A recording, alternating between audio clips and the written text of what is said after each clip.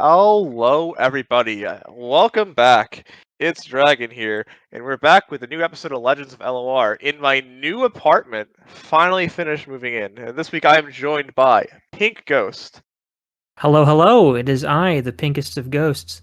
Yep, and then we're also joined by Walkabout as well. What's going on, gamers? Yeah, so excited to have you guys here. It's been a while since I've been able to do this, and I'm glad to be back. Now that I have moved, I am hoping that I can actually get some consistency for once, because I've been very good at being consistently inconsistent. And I'm hoping now I'm able to try to do like an episode a week on a certain day. What that day is, we'll figure out in the future. But for now, I'm just happy I'm able to get an episode out and be in my own place and record it. So Let's Hey, do man, it. my conception of time might just be absolutely bananas, but it feels like James and I were on just yesterday. So you do what you gotta do, man. yeah, hey, you know what? For someone who was listening to these episodes in order and not paying attention to the time frame, it could have been yesterday that they heard you, you know? True. Hey, you never know when someone wants to go back and watch old episodes. I won't, but someone else might.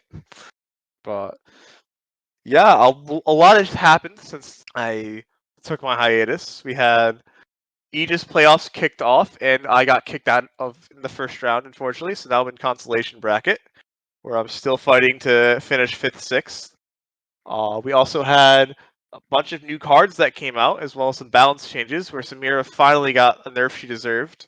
Yeah, that And, patch was like really spicy. yeah, Really I would lots say, going on there. I think that patch was a little bit all over the place, but personally, I think that's exactly what was called for. If we're going to come back to Eternal, I want to see something that kind of blows the doors wide open and really solidifies the distinction between Standard and Eternal in terms of power discrepancy. I'm right there with you. yeah, I mean, the Eternal metagame's been all over the place from what I hear. I wouldn't know. I haven't played it yet. I've played quite a bit of it. My team is out of Aegis, so I don't have an incentive to play Standard at the moment. And I've been enjoying playing the classic discard aggro. Okay. 3-3 Draven is back, so Oh, he is. It's so good. Yo, I know that people listening will have no visuals, but Walkabout tweeted a fantastic meme on Twitter the other day involving exactly that. Return of the King! Yeah. I photoshopped the Draven lore art onto Aragorn on the Return of the King, Lord of the Rings poster, so it was pretty good. oh, it's true. That's pretty funny. It's Draven time! Yeah, I really like it when he just Draven to all over them. You know. The only person that actually says that. Oh God, I'm bad. Oh well. Anyways, moving No, on. no. I mean, like, so with that meme, usually the character doesn't actually say it's like my name time, but Draven actually says that, so it's more applicable here than anywhere else. True. You know what? Draven's favorite LOR character is indeed Draven. Believe it or not. Relatable. Yeah. But yeah. So, we are still in Aegis, some of us at least. Yes, I am. Yeah, I got knocked out first round by MRT, and we are in the consolation bracket. We won our match last week, so now we're on to second week of consolation bracket, and so it's running alongside the upper bracket because upper bracket's doing their top 4 this week, and so if we win, we can then fight the next team. And then after that is the 5th, 6th match.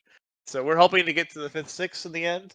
But we'll have to see how that's going because there wasn't that much that changed in standard, Samir. So for the last balance patch, there's only 5 cards that affected standard, and 2 of them were Samira and her flare. The Tristana nerf to Gunners changed a few matchups that cared about Spell Shield.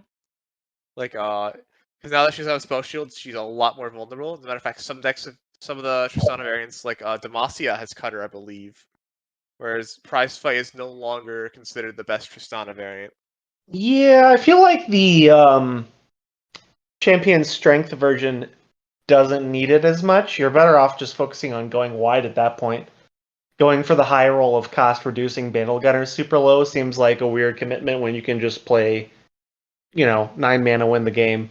Yeah, I agree. Honestly, I felt like in Champion Strength, Bandle Gunners was more of a follow-up play. Like, you would play Champion Strength and put the opponent really low, and if they somehow survived, Bandle Gunners was the additional burn over the top to finish them off.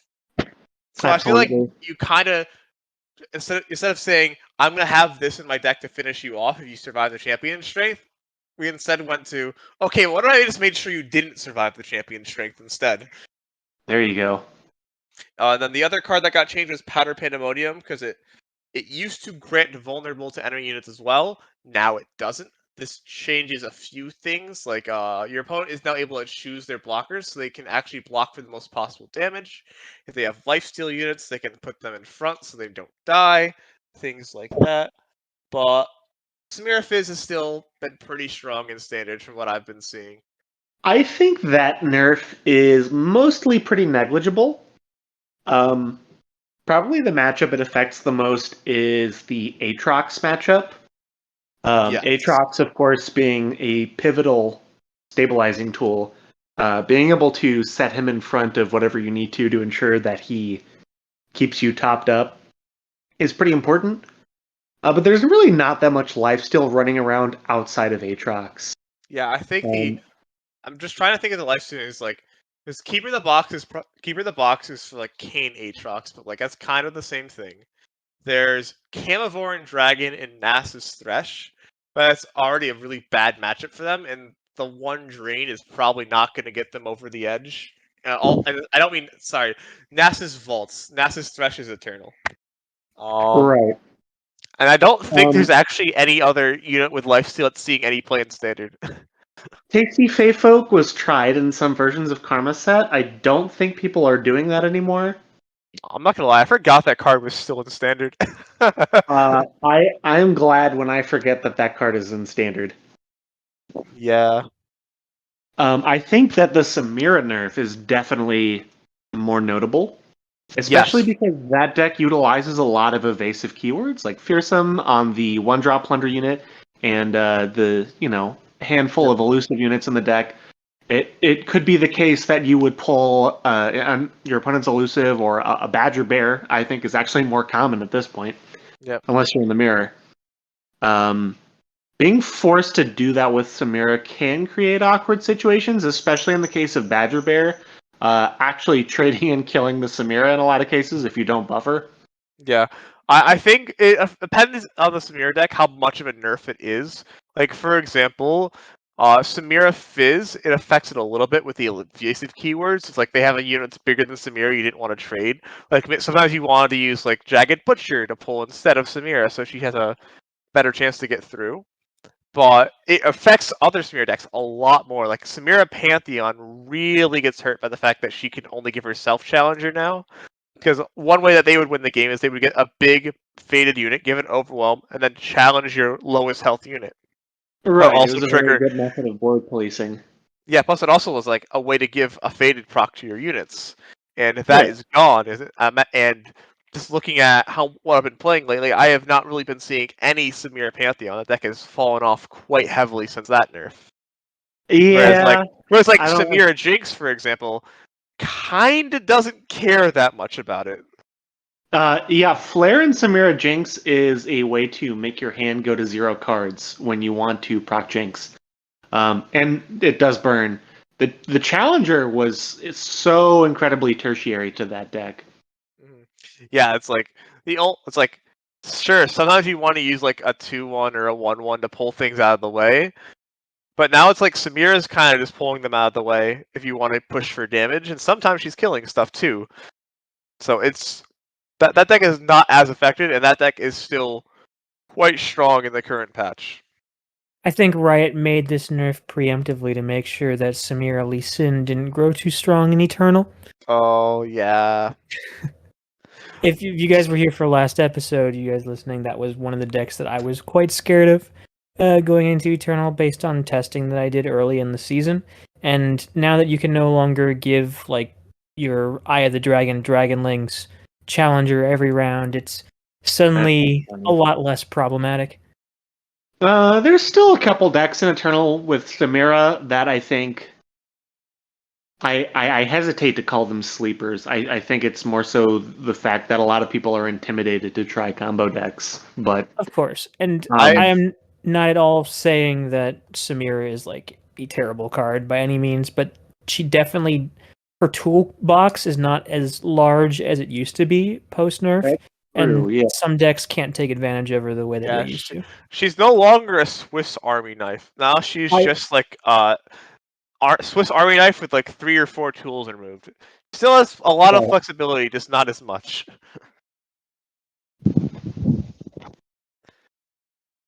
The main deck in Eternal that I've seen people use her in, especially in the ABG server, is Akshan Samira. That is a powerful deck. Mm. Yeah, having Shapestone and Absolver again makes Akshan a lot better. Because Akshan in Standard has not been that impressive because Oh, you can't really he's protect him. mediocre. Yeah, like the biggest issue with Akshan in Standard is he lost his protection spell on turn 2 with Shapestone. So like if you drop him on turn 2, the opponent has a Mystic Shot, he's likely going to die unless your secondary region covers that weakness. And then Absolver was your way to push for lethal a lot of the times with like buffing up Akshan with like lucky finds and stuff like that. You could then Absolver and kill your opponent, or like pair him with a champion that could use Absolver as well. So like Right. losing those in Standard really hurt his ability to actually close out game because a lot of times you could just jump block Akshan and he kind of couldn't push damage. So I'd Exactly. imagine once having those tools back is a very big help to him. A lot of the situations that allow you to flip him quickly also entail those defensive spells. A lot of the times where you accidentally, you know, level up Akshan on turn 4, turn 5 are because you get into a removal war with your opponent and just kind of blank everything with shape stones and Damasio or Ionia effects to buff his health up over a mystic shot or whatever.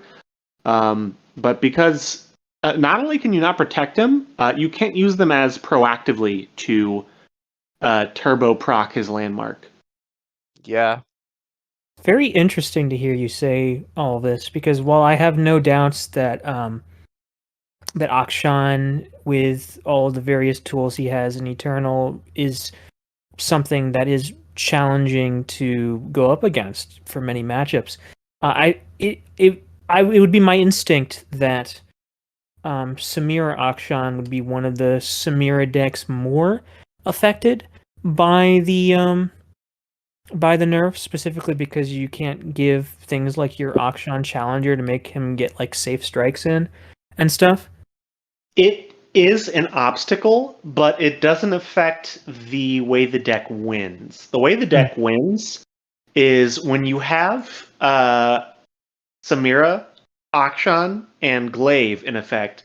You can reliably proc Samira over and over again on the same turn, and in some scenarios, you can effectively infinitely rally because as you go through targeting Akshan with the glaive procs and Samira with the flare triggers, and then eventually popping the horde, you're going to continuously get 6 spells off, continue to generate things that target. And in that context, it doesn't necessarily matter what you target. It's more so the number of spells you can cast. Samira just needs to be alive, and that's all that matters in that situation. And in Eternal, there are not really any shortage of ways that you can do that. Yeah, I will say Noxus has some of the weaker protection spells in the game compared to other regions like Demacia and Ionia. But Mm-hmm. Shurima has enough that it seems to be working quite well for them. Absolutely. Yeah. But you know what I've been playing instead of Eternal for the last few weeks, guys? So instead of Eternal, I have been spamming the free build gauntlet that was occurred last week. And I had a blast. It seems super fun. I did not play as much as some other people, but I gotta admit I did do a little bit of cooking, and if I had had more time, I think I definitely could have sunk several hours into it. Yeah. Hey, all I'm saying is a format where Mushroom Cloud is a tier 1 card can't be Yeah. that crazy. Oh, Sounds you only have one card left in your deck? Check out this sweet 1 mana burst speed Decimate. no, dude. It's better than Decimate. It's 5 damage. I know. Teemo's so broken he does 6 damage on 1. Yeah, no. The funny thing is when you're see, it's all fun in games when you play against the 40 card decks, and then you realize, oh wait a second, I don't know if I can win the game anymore. Really funny when people just queue up with, like normal decks. I was playing the Puff Cap printer list for a little while, and I ran into just, stock Annie Jin, and they went Legion Saboteur, Legion Saboteur, Legion Saboteur, and I just look at them like, what do I do? And I discovered that the solution was to click top right. Ooh, top right is a solid play in that situation. But I want to talk about the most entertaining game I had. So it was like the first day of the Gauntlet. I was playing in the Infinite Mill deck.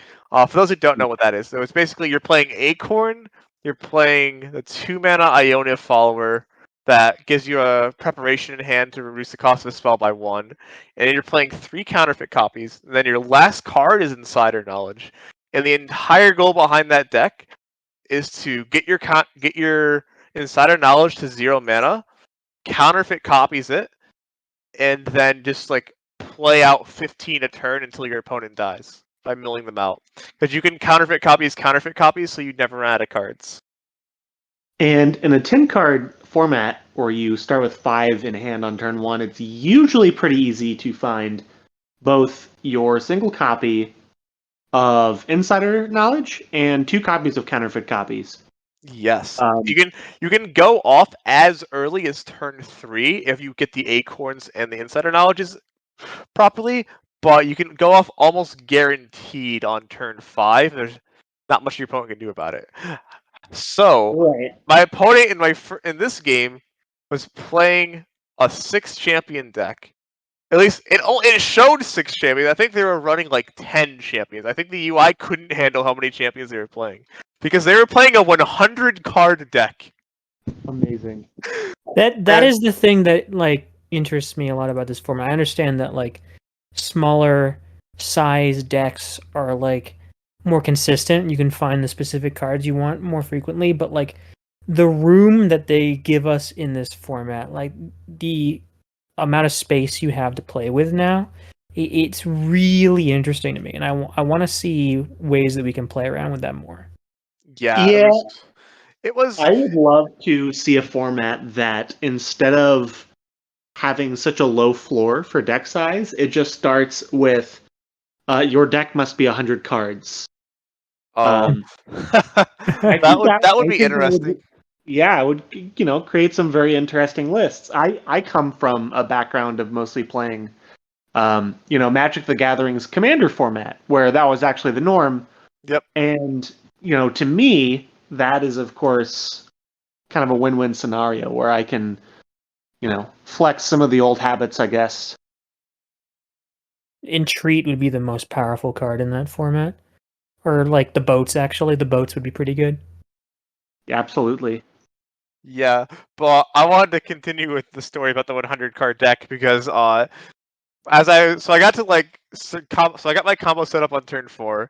And I played 15 copies and they still had half their deck left. So I did it again next turn. And then the next turn after that, they hit me with a Teemo. So I had 5 mushrooms in my deck and they put me to 4 HP. And I was forced to and I finally was able to draw them out. And on the last Insider Knowledge that would have drawn them out, I drew the last puff cap that was needed to kill me, so we wound up tying. Ah, So that was really funny. That was my first and only tie in the free build gauntlet. it would have had to have been the second card on Insider Knowledge, right? So I put 8 Insider Knowledges on the stack when I did this. Interesting. No, sorry. I put 9 Insider Knowledges on the stack when this happened because I saw they had burned a Rite of Negation and didn't want to lose to it. and I was facing right, down because they could be one lethal. another. I was facing down lethal, so I just casually put 9 insider knowledges on the stack. And then, like, the second one, I drew 3 puff caps, and then the fourth one, which was the lethal one, is when I drew 1. And because I drew the puff cap as they decked themselves, it wound up being a tie, which was really funny. Wow. Yeah, it was really fun. Yeah, so obviously the menace of free build format was the drop border deck, which was the goal behind that deck was to have a single drop border, have Mystic Vortex. You would draw your deck on turn 4, shuffle and drop borders with counterfeit copies, predict twice with like the 0 mana card, and then just kill your opponent with a bunch of 19 power drop borders or something like that. And like that deck kind of evolved quite a bit because like first some decks started playing Notify because people were teching Passage Unearned. Because what they would do is they would put all their drop borders into play, then you'd Passage Unearned and burn all of them, and then they couldn't kill you anymore. So then they started playing Notify to stop that, so that you couldn't kill them with that. How does Drizzoth do it, man? Like, it's how does he come up with this stuff? Because I try to think of like wacky, insane like interactions and combos, but dude is always very successful with it. Actually, now that I think about it, it's almost always PNZ too. Hey, what can we say, man? PNZ is just that region. Also, it's actually also almost always Bilgewater because he was the Nami TF guy for quite some time, and also the Nami Fizz guy. I think the first person to post the drop order list was Majin Bay. That's the first Twitter post I remember seeing about it. Drizzoth posted the original list when Freebuild was first announced. I think Majin was the first person to post a video of it that I'm aware of. Something like that. Something like that. But I found a really funny deck that was undefeated against drop border, which was Zoe Bilgewater. So you want to know what the idea is behind this deck? Yeah. So we have Zoe. So you play Zoe on 1, and then you hit their face at some point, and then you drop a Black Market Merchant, and then you play Pilfered Goods. And then, so the idea behind it against the drop border matchup is you literally just nab their cards, so they are forced to go off before their drop border is big enough to kill you, or they just deck themselves and die, or you just like find the drop border and then they can't win the game. All options are hilarious. Yeah. Oh, and this deck only has 10 cards. So to stop ourselves from getting milled out and losing the game, we have Zoe. So the reason we have Zoe as our 1-drop instead of like Teemo, for example, is because we are playing 1 Starlit Epiphany, which is invoke if you have a Celestial ally in play, replace your deck with 20 Behold the Infinites. Oh my god, that reminds me. I had a really funny game where I was against like a Seraphine. It was like Seraphine Echo Zillion, something weird like that. And I played my Zoe on 1 and they killed it, and then I played my Zoe on 2 and they killed that. And I didn't have it. The deck has no other way to invoke.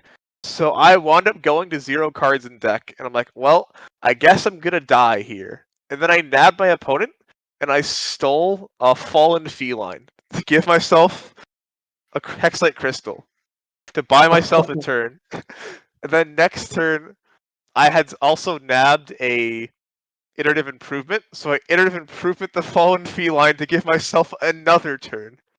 Oh man. My opponent spent all their removal, and then I was able to hit their face with Zoe, get a Celestial ally, and then I started Epiphany, and then I won the game. Amazing. Oh my god, it was so funny because I was like 100% sure I was gonna die, and then all of a sudden I just got a Fallen Feline. I'm like, wait a second, I can survive now. Oh, it was great. That format was a lot of fun, and I hope that Riot will bring it back because I think it was a blast. I will say I'd like to see if they went more for the top end because honestly I feel like the 10 to 100 cards thing wasn't really that. Like I feel like they didn't need to go above 40 for the free build. I think they should have done like 10 to 20. I think that would have been to like incentivize. Like I think they should go harder on one of the sections. Either go for more for have a lot of cards in your deck so games are always a lot different, and you could have like a lot more interesting choices throughout the game, or go for the insane combo strategies with like 10, 20 card decks. I'm definitely in agreement with you right there. I can empathize with Riot for giving like so much freedom in deck building. I think um, encouraging like player choice and giving them like a lot of options and different ideas for like different ways to play and different ways to use a singular format is definitely something that can be very enticing to a developer and sound very good to a community. But in practice, as we found, like there's an optimal way to do it. So restrictions allow you to force players into getting more creative within those rules, and I would like to see, sort of similar to what you said, like two different iterations of this format, one small, one large. Yeah, I mean, another thing is like this is the first time they've ever done a format as crazy as this. We had Mhm. unlimited champions in the past, but that was still maximum of 40 cards, stick with 2 regions, and then Singleton was you can have it's still max 6 champions and up to 3 regions, only 1 card. Whereas this one is up to 10 regions, like 40 champs max, something like that. It was all over the place, and it was really funny to see the loading screens of people who had like actually put 40 champs in their deck. Yeah, a lot of the times it would display in the game with just a question mark. Yes, if you had enough, I think if you had enough regions in your deck, it would like just have a question mark. And if you had more than 6 champions, it would only show like 6 champions on your thing when you check the opponent's deck because the UI couldn't handle more than that.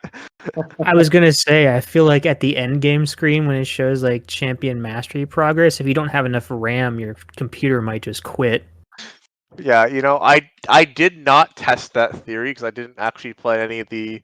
I didn't play any of the 100 card decks, so I didn't feel like losing the drop borders. I wouldn't risk it, Dragon. Your Wi-Fi is already bad enough. Hey, you know what? My Wi-Fi has gotten a lot better now that I've moved. So Oh, fingers wow. crossed it holds up as we continue going on. But Pretty soon you might be able to run a Nintendo 64 on that thing. yeah, who knows? It'll be. You know what? I might be able to even push it up to a 65. Oh, wow. Yeah. I haven't seen that one. It must be in development. Yeah. That's where they put. That's where they put the good games, like Nintendo Lonk. Nintendo Labo 2. Yeah. Oh Very god. nice. Yeah. I'm excited for free builds, but that is going to be behind us now as we come back to Eternal because there's going to be an open in 9 days. I have to tell you guys, I am still Iron 40 LP in Eternal. I have not touched that mode at all yet. That's so cool that they sent us all back to Iron for it. Like, honestly, incredibly based. Yeah, Yeah, I like it. it's a nice reminder that you're all trash. Get back to and you're going back to Iron. Hmm. It's also I been really funny to see all the screenshots of gold players playing against Masters players in Eternal because there's not enough people haven't climbed high enough yet to actually get the proper player base. There's yeah. it's one thing to climb from plat to masters at the start of each season. Like that takes some time. Going from iron to masters takes so much longer because sure, LP gains are a lot higher, so you're going to climb quite quickly from iron to plat. But you still have to play all of those games to get from iron to plat. It also just Exactly. incentivizes more people to play the game more, right? And have more ways to play, which is, I think, good for player retention and good for the game's growth and sustainability. Yeah, that's Even true. yeah, even if you went undefeated starting from Iron 4 to get to where you would normally start, like Plat 4, it's still another 40 or 50 games since I Mhm. think it goes like 8 games through Iron, 10 through Bronze, 12 through Silver, and then I don't know however many in Gold. So it's about 40 to 50 games, and for people like me, of all of us, I think, um, when you're juggling a full time job or moving or what have you, that really means adding a whole extra week onto your climb since you realistically only have but so many longer climbing sessions. I mean, I did one last weekend and I got up to mid gold, and I've jammed a couple of games on my phone during the work week, but I will probably have to wait until this weekend to finish my run to masters. Yeah, exactly. Like And I'm also been focusing on standard a little bit for Aegis, so I probably won't even touch Eternal until this weekend after that wraps up. And I have no idea what the meta is, so I'm excited to see what's going on over there until I remember the cards that got left behind that I didn't like. The things I've so go ahead. It's like play Bandle Burn to Plat and then figure out what you actually want to play, and that's it. Yeah. I've been looking at Eternal tournament results and also just like cheating off of everything that Boulevard posts.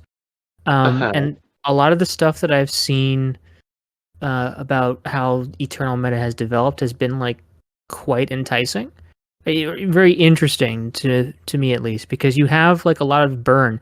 I think Draven Scion is actually one of the most successful decks right now, or was It's at least. 60%. It's pretty ludicrous, although, It that's keeping in mind the discrepancy in matchmaking at the moment. sure. Yeah, I'm just looking at the stats right now, and like Poppy Ziggs is at 60%, Nasus Thresh is at 58%. Well, the thing that really stands out to me is we've got Iceborne Spiders back at it again, and it's actually been like putting in a lot of work in tournaments so far, at least the ones that we've had in Eternal so far. It's had like a pretty good success rate. But hey, you wanna know how we really know nature is healing though, Ghost? I'm looking at the decks and I see a Nivy in the top 20 rocking a 43% win rate. Hey, you gotta give it to him for trying, man. Hey, you know what? I'm glad to see that there's this many people still coping that Nivy is playable in 2023. I will be Yeah, joining them soon. I Bro, don't know. Anivia is a tough one. I feel like that's the sort of thing where as soon as she's playable, everyone and their mother will be crying for nerfs. Because it just seems like the sort of thing that's so miserable for anyone that isn't an Anivia enjoyer to I play was against. just about to say exactly that. Like, I feel like a lot of players, and not just Legends of Runeterra, but like in a lot of metagames everywhere, like put themselves into this trap where they feel more rewarded for winning with things that aren't meta because it's like an uphill battle, and so the victories are more rewarding, and they get sort of addicted to this feeling, right? And it just like feels good, and then they sort of equate that with it being like in Legends of Runeterra, they would equate that good feeling with that deck that gives them that good feeling and make that one of their favorite decks, and so they want it to be better and they want it to do better because they want more of that feeling. But once that deck becomes like a good deck, you lose that like reward where you're not winning those uphill battles anymore, and now suddenly everyone's miserable. And we've seen this with so many archetypes in the past. Mono Shurima is the one that instantly comes to mind. Yep. But it's happened several times already, and I feel like this is just going to be a cycle. Players aren't going to learn. Yeah. I remember when TF Fizz first came out, people were like, "Oh wow, this deck is really cool and exciting," and people really hated TF Fizz when it became the tier 1 menace it was. Mm-hmm. Because TF Fizz originally rose to popularity during the Go Hard meta. It's like, oh cool, a different deck to play that's not Go Hard. That's fun. And then they released the cards that really broke TF Fizz. I think they released like Burblefish, and they released stress testing, and things quickly went downhill for people's enjoyment of that deck. At least from my perspective of playing against it. Playing it was a blast. So. I Oh, don't know. also, I can was I just say playing. the funniest thing is I'm seeing on Runeterra AR is that there's a deck on here with no name that's rocking a 60% win rate, and that's Bandled Timelines. Oh yeah. But I just think it's so funny that the deck they just decided that deck is not playing any champions. Yeah, I mean, I guess Nora doesn't actually have that much value for it because No, transformed units don't count towards her level. You can't use the units she makes with timelines unless they go to hand because your board is full. and then you I just like, play it, and then you get a caustic cask and realize you made a mistake. yeah. Oh, that's right, because it doesn't actually work that way. Man, that does sound kind of terrible. Yeah. I guess there's really a great champion for her in that case. I mean, you could run like Poppy is probably worth it. Although with the right rolls, then they probably don't even get buffed. Yeah, it's like there's not really that many chimps. You'd want to. I guess like you want to have a beater. Ziggs is probably just the best thing you can play on turn 3 is just a straight up beater. But like outside of that, I don't think there's anything they'd really want, and people have been agreeing with that. It seems from the lists that I am seeing. Can I ask you guys a question? Since we're on the Yeah. topic of like Eternal and all this right now, it's something that I have my own opinions on, but I wanted to pull from you guys, especially since you guys are the since we've got like a pool of very experienced Eternal players here in this call. How do you guys feel about the power level of Eternal currently? Because it's obviously stronger than Standard. Like, that doesn't really need much discussing. But I've seen varying opinions from this is like a wild, crazy, broken format to like my opinion, I'll admit, which is just that this is a format with a higher ceiling, but I don't feel like there's any like extremely game breaking broken combos. I personally feel like some of the best combos in the game currently are actually standard, like whether it's Karma Place Your Bets or like anything with the new Bandle card. Condense is a very Condense. fun card. Yeah. Alright, so I found someone playing a deck on ladder that's like, oh wow, this is a really cool condense deck. And then I copied their list, and they were playing 0 condense main deck. And I'm like, that seems wrong. But So, yeah, how do you guys feel about the current power level of Eternal? I'll give you sort of a roundabout answer. When Standard first started, and I was looking at the rotation list, I had a couple thoughts. The first is they wanted to maintain a few of the core archetypes. The ones that are most pertinent to the structural integrity of any metagame. So, we need the developers must have looked at the game and thought to maintain as many players as possible, we need a viable aggro deck. We need a viable combo or control kind of deck, a late game deck. We need viable mid range decks. And so, as a consequence, they needed to keep a decent number of cards that facilitated making those decks work. So mid-range Demacia decks need good units on curve and combat buffs. You need 1-drops for aggro. You need good card draw and removal for the other archetypes. So when it first happened, my first thought was, this doesn't feel that much weaker than where we just came from. Mm-hmm. But one thing that they said a lot in the dev articles was, we do want people to feel that difference in power. So the balance patch came, buffed a bunch of old archetypes, and we came into this environment that feels significantly more powerful than where we left off with Eternal, especially given that we hadn't played it in a while. So with that in mind, I think they've succeeded in their goal quite a bit, both in terms of short term, how powerful is Eternal now, but also I think if you look back at the macro cycle of going through introducing Standard, while still maintaining the core archetypes that players play the game with, period, and then going into Eternal again to introduce it as the high-powered format. I think they did a great job if you look at it top down. yeah, I agree with you, Walk. I think they did a good job of showing the 5 archetypes of Standard, which I would say are like aggro, control, combo, mid-range, and lurk. And then, yeah, it's like Standard has felt pretty well balanced. I think I have definitely noticed when I've been playing, because I haven't really played Standard, so I can talk more of like the Standard, how Standard would feel different from Eternal. I have definitely felt the absence of some cards when I'm playing Standard. Mhm. Like, especially for specific regions. Like, for example, if I'm playing against Freljord now, I don't have to worry about nearly as much healing coming out from them. Like, I don't have to worry about Tavern Keeper. I don't have to worry about Blade Ravine. I don't have to worry about if that stairs board wiping me as well. Like, it's a lot.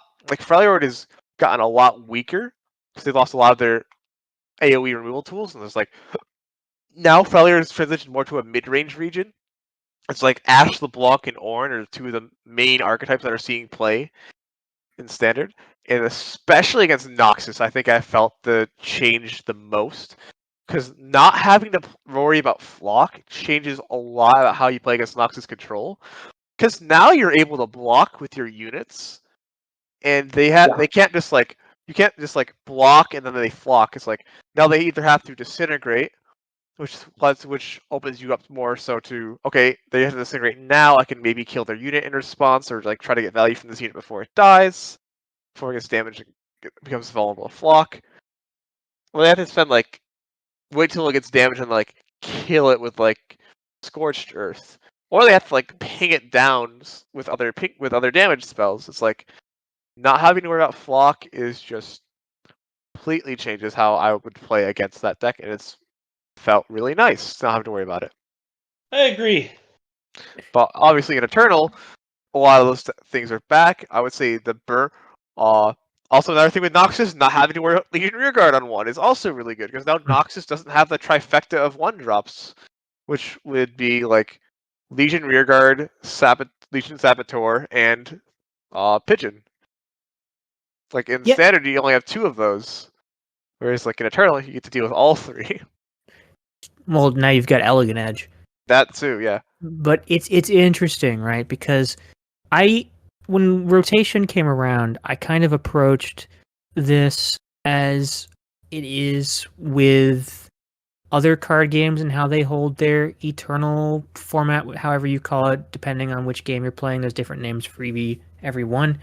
But a lot of the other games, like the focus will be on the standard format, and there will be like very little to no regulation in like the eternal format. Like that is like the power area. Like every now and again, like a ban list or something will come out if something is just like way too busted. But otherwise, very few things are kept in check.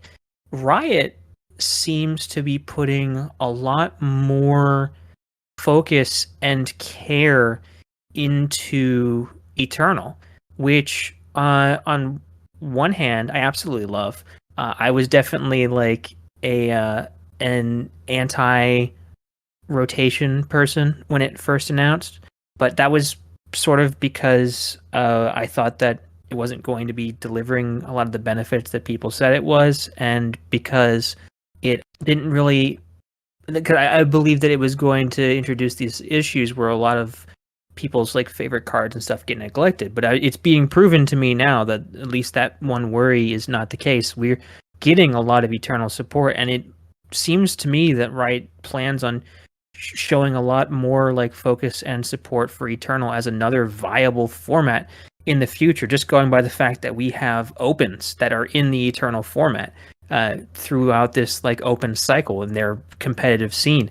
So I don't know, man. It's real exciting. I guess the only thing I'm concerned about is that they haven't really, since they are putting a lot more focus into Eternal as well as Standard, then rotation hasn't really done anything in the regards of giving them like less cards to worry about balance wise, which I think was a thing that everyone was like, this is why rotation is a good thing. I personally didn't think that that was a good solution regardless, so that isn't really an issue to me. I just sometimes worry about our devs and like the amount of work that they have on their desks. Well, I agree, but it's worth noting that this is their first major Eternal patch, so we can't fully assess how much that workload is going to manifest itself until we've seen how they handle people complaining about current Eternal balance. We've just had a very long break from Eternal that we're just coming back from, and a lot of the issues people had before they kind of forgot about for a while. Now we're coming back to it, and we've got a completely new meta due to all the balance changes. It's going to show how much work it's going to take to balance both when we see their next Eternal balance patch. That's going to show us how they react to community feedback, metadata from Eternal based on this current season where we're going to have 2 Eternal Opens, stuff like that. Right now, I feel like it was a large, impactful patch, but in some ways it was sort of like a Jackson Pollock painting, right? We're going to throw things out there, and we're going to see what sticks. Some of them were very obvious, like 3-3 Draven is going to be good. 3-3 Poppy is going to be good. The patch before rotation, we got the Atrocity Revert. We just got the Escaped Abomination Revert. Some of these things are obviously very powerful, and that makes sense in the context of wanting a powerful format. But how they handle interpreting which of those things may have been a mistake. How much attention to that detail they pay, that's going to be where the workload is at. Yep.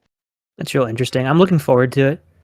I am looking forward to it as well. Well, I think this is about a good place to start wrapping up for the night. Thank you again, Walk and Ghost, for joining me for this coming back, and I hope to be able to get a more consistent schedule now that I'm settled down in my new apartment. And hey, you know what? Maybe we can even get a weekly upload the same day. You know, who knows? Fantastic. Well, I will look forward to the next one. Yeah, next week we'll probably talk about the Eternal Open.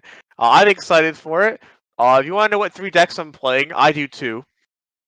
Don't worry about it. I'm gonna be working during the open. I can't play. Ghost is working the open. I see. Got it. Not working open, working during the open. I am pretty sure I'm going to be running the good classic 9 Legion rear guards. Let's go. You see, your opponent can't do combo-y bullshit things, so their Nexus total is 0, you know? I don't know. That P and Z region seems to have a lot more removal than it used to. And card draw. Kind of cringe. Yeah, but we'll see what we're going to talk about next week for decks and see what we recommend to everyone. But until then, thank you all for listening, and we shall see you next week. Goodbye. Riot devs, if you were listening, buff Snapvine. Don't.